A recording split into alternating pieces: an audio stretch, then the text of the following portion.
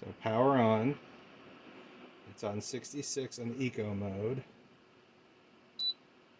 If I go to low mode and try to adjust the thermostat,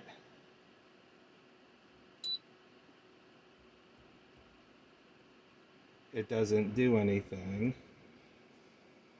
If I try the remote to adjust the thermostat, it doesn't do anything. And yet I can change the modes. Now for some reason it's showing 60s. It was showing 90 before, but again, I can't adjust the thermostat at all. That's just the fan. That's eco mode, where I can adjust it, but it's the only place that I can adjust it.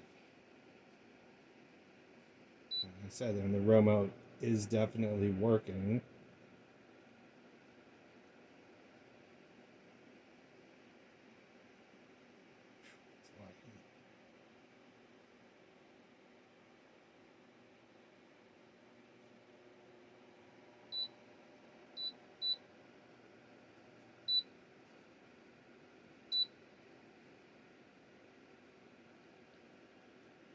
But there's no point